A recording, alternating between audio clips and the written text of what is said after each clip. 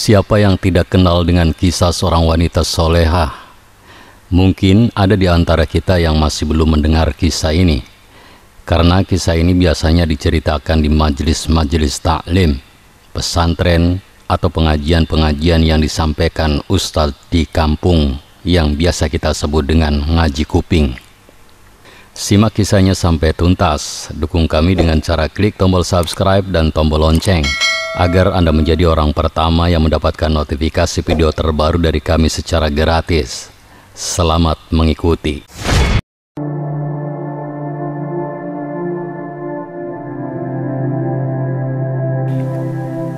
Assalamualaikum warahmatullahi wabarakatuh. Robiah Al-Adawiyah, dikenal juga dengan nama Robiah Basri, adalah seorang sufi wanita yang dikenal karena kesucian dan kecintaannya terhadap Allah Subhanahu wa Ta'ala. Robiah merupakan klien dalam bahasa Arab Maulad dari klan Al-Atik suku Qais bin Adi, di mana ia terkenal dengan sebutan Al-Qoisyah. Ia dikenal sebagai seorang sufi wanita yang zuhud, yaitu tidak tertarik kepada kehidupan duniawi belaka, sehingga ia mengabdikan hidupnya hanya untuk beribadah kepada Allah. Robiah diperkirakan lahir antara tahun 713 sampai 717 Masehi, atau sekitar tahun 95 sampai 99 Hijriah di kota Basrah, Irak. Dan beliau meninggal sekitar tahun 801 Masehi atau 185 Hijriah. Nama lengkapnya adalah Robiah binti Ismail Al-Adawiyah Al-Basriyah.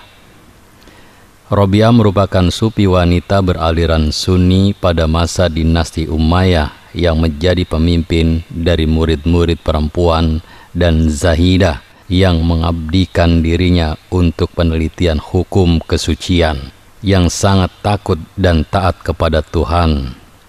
Robiah Al-Adawiyah dijuluki sebagai The Mother of the Grand Master, atau ibu para sufi besar karena kezuhudannya. Ia juga menjadi panutan para ahli sufi lain seperti Ibnu Al-Farid dan Dun Nun Al-Misri.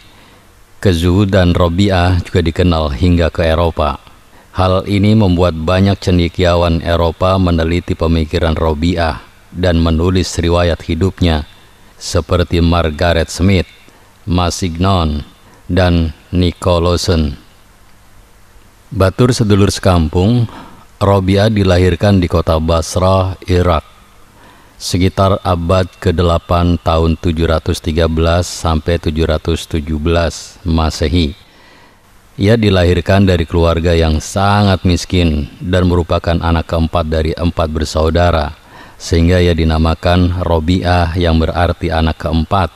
Ayahnya yang bernama Ismail. Ketika malam menjelang kelahiran Robiah, keadaan ekonomi keluarga Ismail sangatlah buruk, sehingga ia tidak memiliki uang dan penerangan untuk menemani istrinya yang akan melahirkan.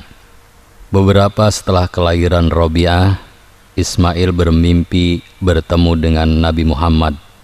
Dalam mimpinya, beliau berkata kepada Ismail agar jangan bersedih, karena anaknya Robiah akan menjadi seorang wanita yang mulia, sehingga banyak orang akan mengharapkan syafaatnya. Sejak kecil Robiah sudah dikenal sebagai anak yang cerdas dan taat beragama. Beberapa tahun kemudian ayahnya Ismail meninggal dunia, kemudian disusul oleh ibunya, sehingga Robiah dan ketiga saudara perempuannya menjadi anak yatim piatu. Ayah dan ibunya hanya meninggalkan harta berupa sebuah perahu yang kemudian digunakan Robiah untuk mencari nafkah. Robiah bekerja sebagai penarik perahu yang menyeberangkan orang dari tepi sungai Dajlah ke tepi sungai yang lain, sementara ketiga saudara perempuannya bekerja di rumah menenun kain atau memintal benang. Ketika kota Basrah dilanda berbagai bencana alam dan kekeringan akibat kemarau panjang, Robi'ah dan ketiga saudara perempuannya memutuskan untuk berkelana ke berbagai daerah untuk bertahan hidup. Dalam pengembaraannya, Robi'ah terpisah dengan ketiga saudara perempuannya, sehingga ia hidup seorang diri. Pada saat itulah Robi'ah diculik oleh sekelompok penyamun, kemudian dijual sebagai hamba sahaya seharga 6 dirham kepada seorang pedagang. Pedagang yang membeli Robi'ah sebagai hamba sahaya memperlakukannya dengan kejam, sehingga Robi'ah harus selalu bekerja keras sepanjang hari. Dalam suatu malam, Robi'ah bermunajat kepada Allah. Jika ia dapat bebas dari perbudakan, maka ia tak akan berhenti sedikit pun beribadah. Ketika Robi'ah sedang berdoa dan melakukan sholat malam, pedagang yang menjadi majikannya itu dikejutkan oleh sebuah lentera yang bergantung di atas kepala Robi'ah tanpa ada sehelai tali pun.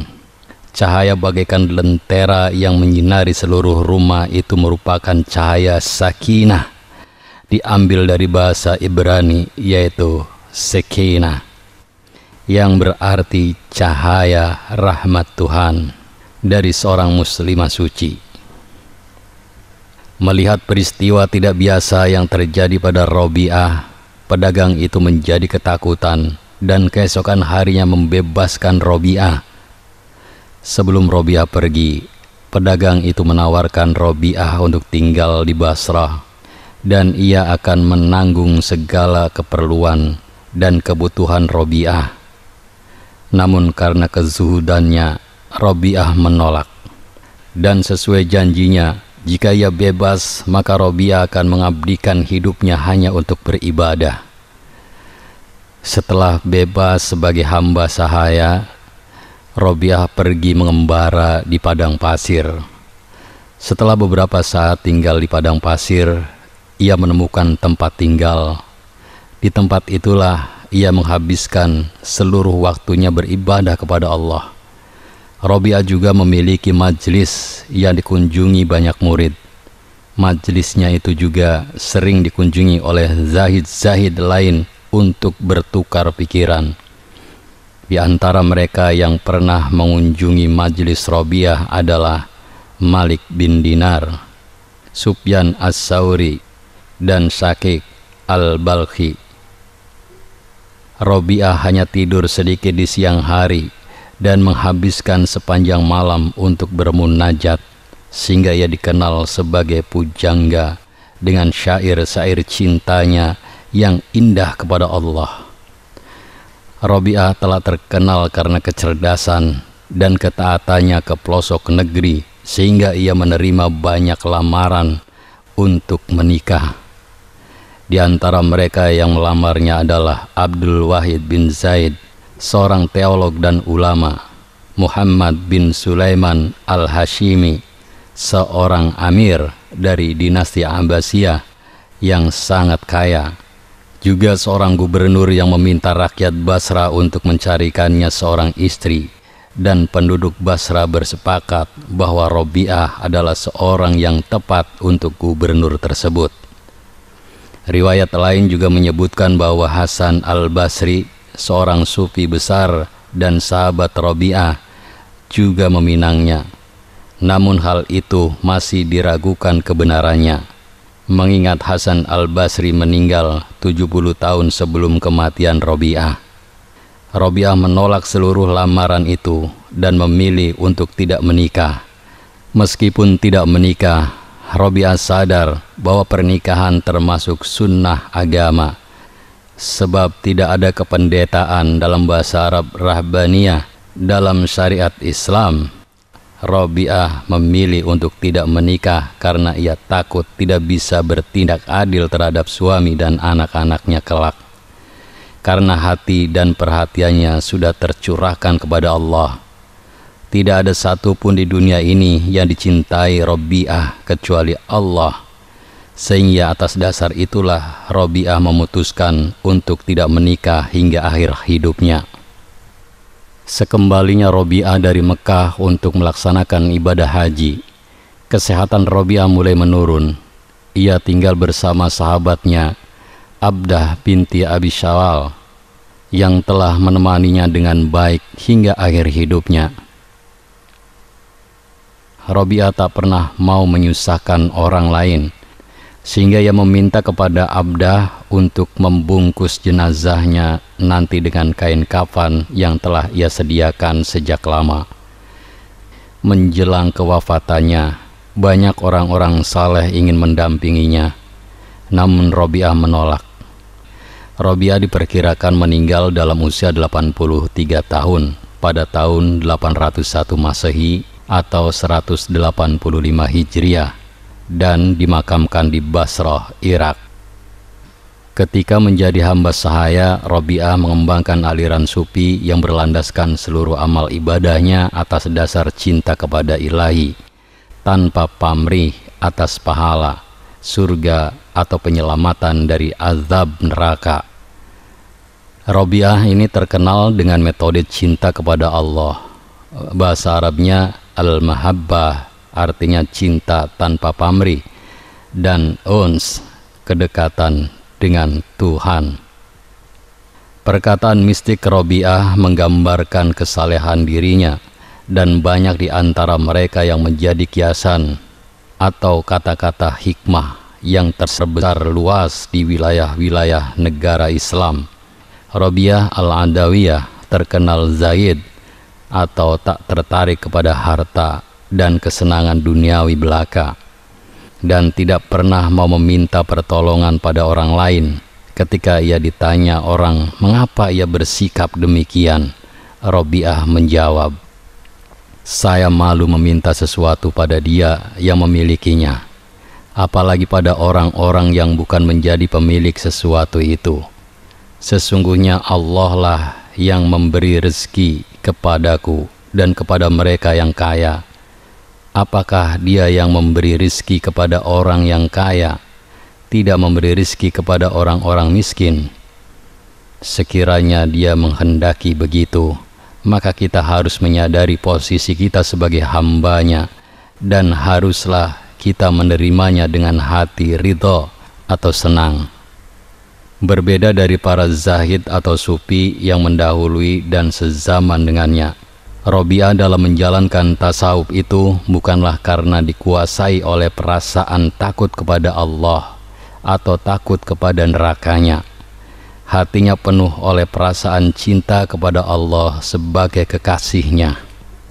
Para ulama tasawuf memandang Robiah sebagai tonggak penting perkembangan tasawuf dari fase dominasi emosi, takut kepada Allah, menuju fase dominasi atau mengembangkan emosi cinta yang maksimal kepadanya.